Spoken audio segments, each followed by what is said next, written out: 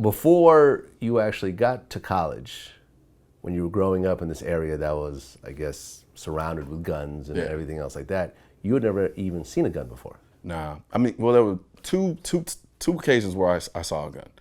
There was one where I was in college, and I remember I was on the steps of the UC. Anybody who knows about U of H, that's like kind of like the main hall where everybody kind of congregated back in the day. And I remember this guy pulled up. He had a red Cadillac. It was with bows, and I remember he kind of opened up his center console, and I kind of saw it, and I was like, oh, he has a gun in there. And it was the first time in my life where I really was confronted with the idea, like, people really run out here with guns. It's just, I had never thought about it up until that point. Even when I was living in that area, though I saw the drug stuff, never really the violence. And then even the violence aspect of it was a lot of fighting, shit like that, but a lot of shooting happened like when I was asleep, things like that. Yeah.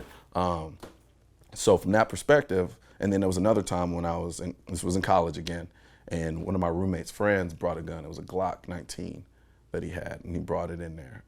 And I was like, man, go that way with that. Okay. I didn't want any parts of it. Yeah. And I had a very, very ignorant, kind of limited perspective on firearms at that time. Okay. So how did you go from really never seeing and touching guns to essentially getting obsessed with them? Yeah. I have a good friend of mine, one of my best friends. It was random. Just to this day, I don't even really know what sparked it. But he asked me, he's like, hey, do you want to go to the gun range? And I never even thought about it, man. There was gun ranges all over the place in Houston.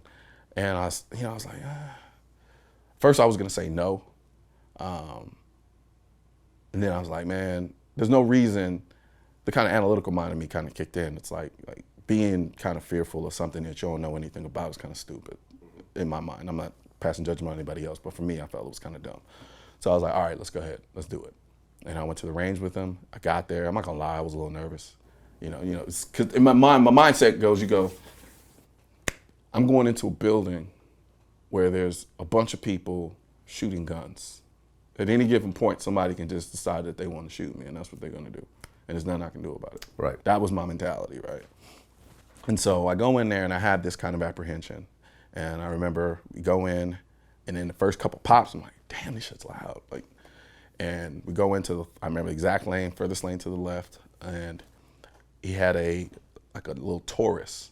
It was like a 40 caliber Taurus, PT 111 Millennium. Mm-hmm.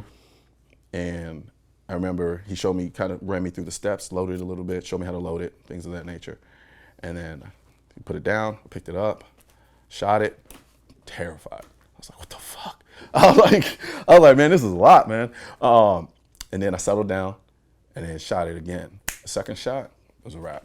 I was hooked. You fell in love. Absolutely. Because it was just like, the first one was like, oh man, it kind of startled me, and it made me appreciate the power.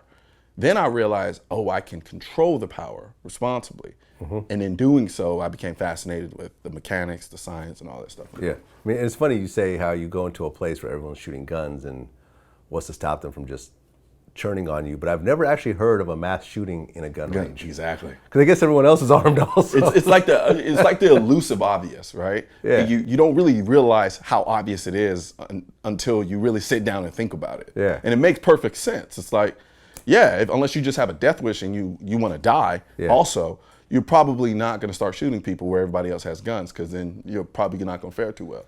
Right. Yeah. So. Okay. How many guns do you own right now? Man. The last count I did, and this was about a year ago, I was in the 50s. You have 50-something guns. Yeah, there's probably more now, but that's my last true count. So do you have like a room that's just all covered in guns?